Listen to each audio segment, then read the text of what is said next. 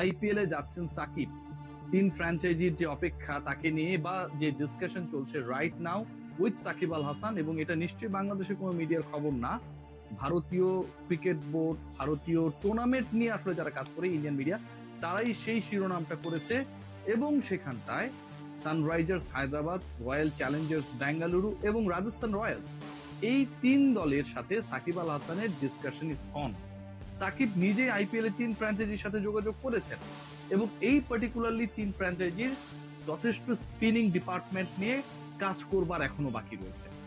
সাকিবকে কেন্দ্র করে বা সাকিবের যে ডিসকাশনসটা হচ্ছে যে দু দলকে নিয়ে, সেই দু দলের একটা হচ্ছে সানরাইজার্স হায়দ্রাবাদ, যাদের ব্যাটিং ডিপার্টমেন্ট বিধ্বংসী, আরেকটা হচ্ছে রাজস্থান রয়্যালস।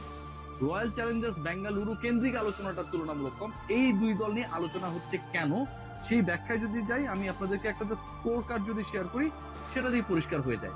রাজস্থান রয়্যালস এর বোলিং অ্যাটাকটায় যদি আমি যাই, তাহলে সাকিব আল হাসানকে নিয়ে কেন আলোচনা হচ্ছে সেটা ক্লিয়ার হয়ে যায়। তাদের স্পিন ডিপার্টমেন্টে ফরেন কালেকশনটা কি? মাহেশ টিকসানা, এবং তিনি দ্বিতীয় বোলার হিসেবে বা ওপেনার হিসেবে আমরা বলতে পারি বল হাতে নিয়েছেন। 4 ওভার বল করেছেন, কোনো মেডেন নেই, দুটো উইকেট পেয়েছেন ঠিকই, কিন্তু রান দিয়েছেন 52।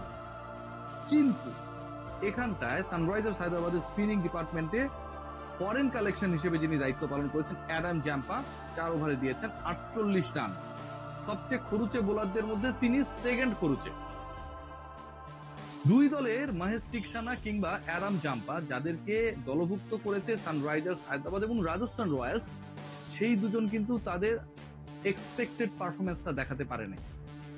Shakib Al Hasan previously not available to be pick as, তিনি একজন প্রপার অলরাউন্ডার হিসেবে ছিলেন না, কারণ তার বোলিং অ্যাকশন নিয়ে ইস্যুস ছিল।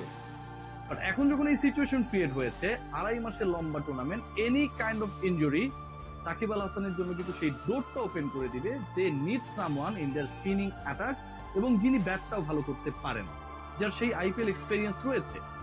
সো সাকিব আল হাসান আমার কাছে মনে হয় right now is on the track, যেখানটায় তিনি যে কোনো সময় পিক হতে পারেন।